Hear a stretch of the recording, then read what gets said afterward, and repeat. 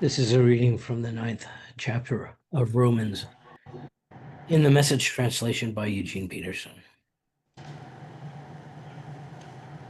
Love from the center of who you are. Don't fake it. Run for dear life from evil. Hold on for dear life to good. Be good friends who love deeply. Practice playing second fiddle. Don't burn out. Keep yourselves fueled and aflame. Be alert servants of the Master, cheerfully expectant. Don't quit in hard times. Pray all the harder. Help the needy. Be inventive in hospitality. Bless your enemies, no cursing under your breath.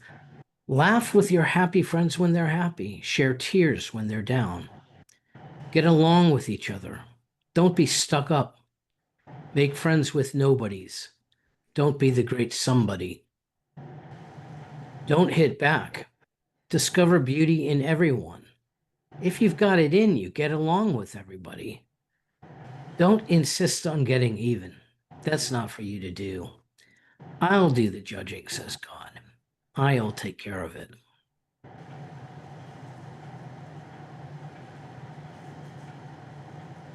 Last week or the week before, I mentioned my friend Bonnie, who once walked into a church for the first time and had a vision of the beloved community that Jesus talks about in the 15th chapter of John, about I am the vine and you are the branches. Bonnie walked into this church and she saw with her eyes something like a rope or a vine that grew out of one person's chest and attached to another so that the entire congregation was webbed together through the heart. And I think that vision of being connected to one another through the heart is a reality for George Fox and John Woolman and the first generation of Friends. They experienced this connection in the depths of their worship. And it led to that same sort of connection in their lives beyond the meeting house. Francis Howgill, one of the early friends who traveled in ministry with George Fox, wrote, "From that day forward, our hearts were knit unto the Lord, and one unto another in true and fervent love, in the covenant of life with God. And that was a strong obligation or bond upon all our spirits, which united us one unto another. We met together in the unity of the Spirit and of the bond of peace, treading down under our feet all reasoning about religion. And holy resolutions were kindled in our hearts as a fire, which the life kindled in us to serve the Lord while we had a being. And mightily did the word of God grow amongst us, and the desires of many were after the name of the Lord. O happy day, O blessed day, the memorial of which can never pass out of my mind. And thus the Lord did form us to be a people for his praise in our generation."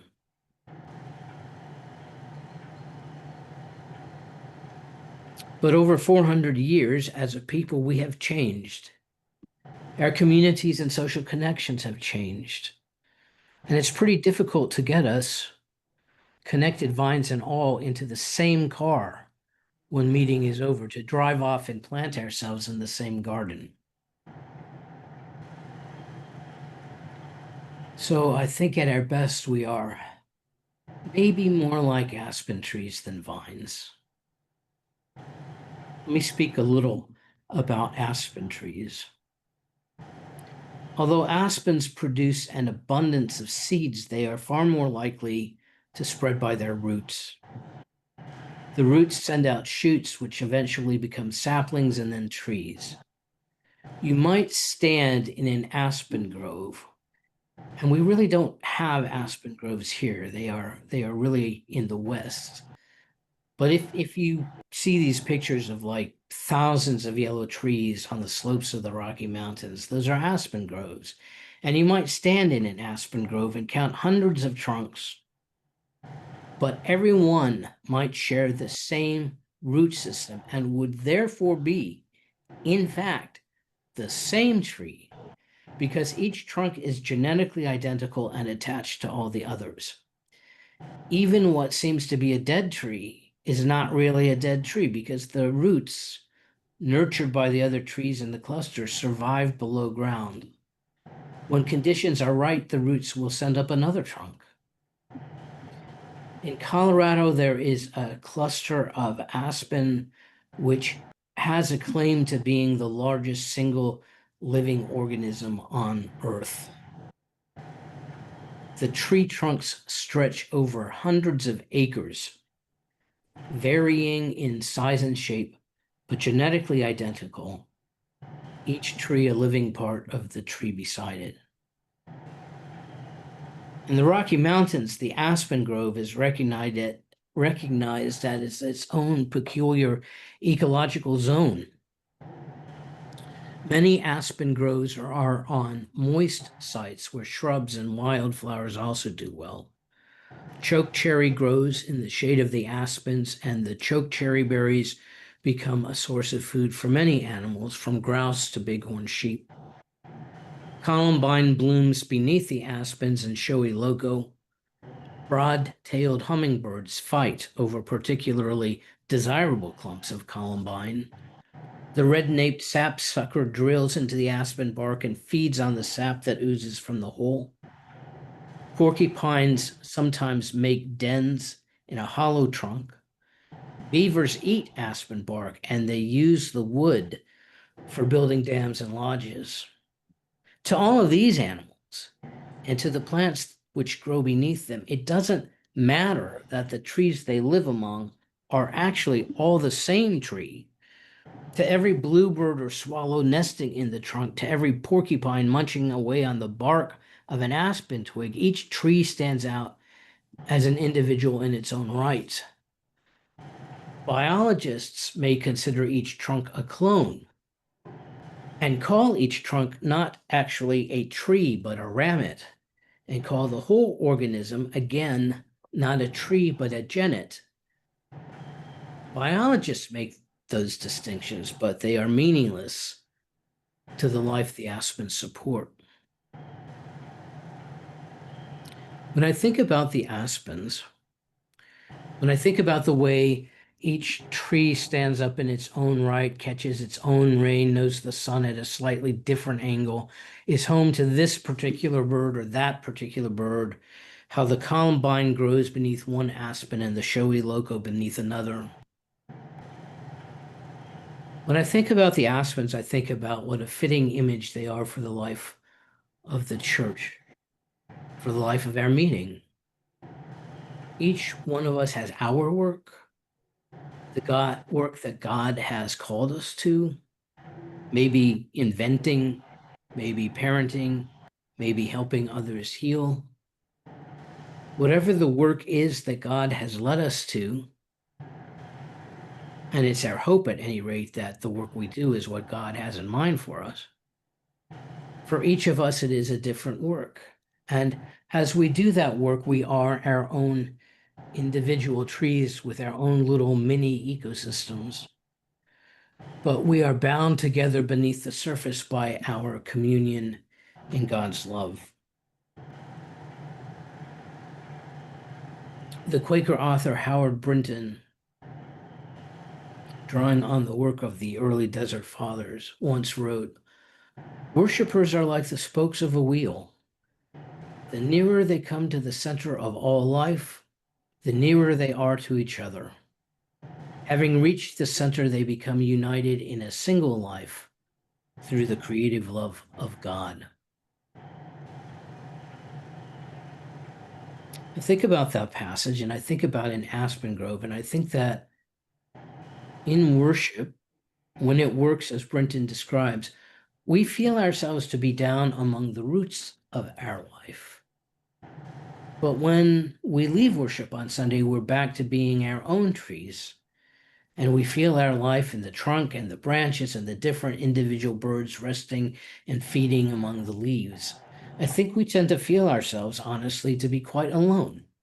And the communion of the worship experience on Sunday, that experience of being moved to a common center and woven together in a single life through the creative love of God, that experience is far away and has lost its power.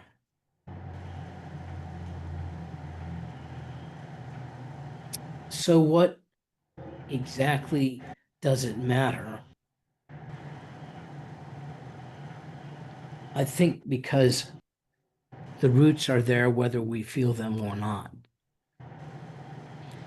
I think the passage from Romans with which I started, in which Paul talks about true and authentic friendships in the community of faith, that's one way that we can feel ourselves connected in the same life. Something as simple as laugh with your happy friends when they're happy, share tears when they're down.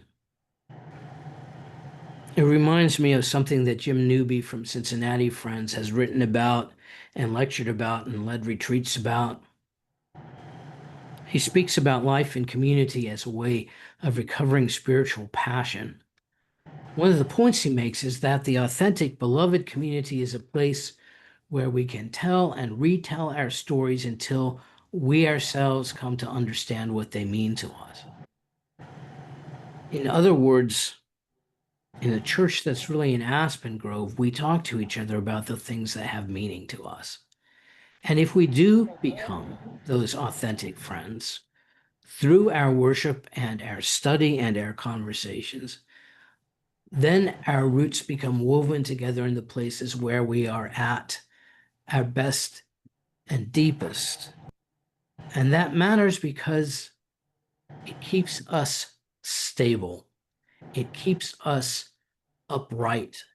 It matters because when we sustain injury or damage, the roots to which we are tied give us strength.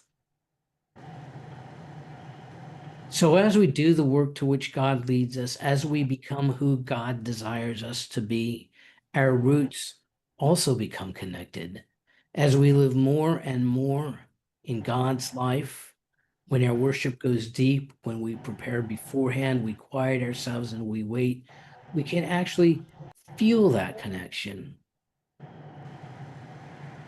And once we're there at that level, then when our own little patch of ground goes through time when it doesn't have enough water or enough light, in those times, the interconnectedness of our lives, the root system that we draw on, can send extra nourishment our way. That's how it's possible that our life in the church, our life as a community of faith, can hold us up in the difficult and dark times. Our families, our work, the whole above ground life that grows around us, those are important. Part of our character, part of what we are meant for. But they are also out in the open, more exposed, subject to storms and attack. When the roots of our worship go all the way down to God, they cannot be harmed. They keep feeding us, strengthening us. When our individual trunk grows weak, when our life sustains some kind of damage, down at the roots, we can benefit from the strength and vitality of those around us.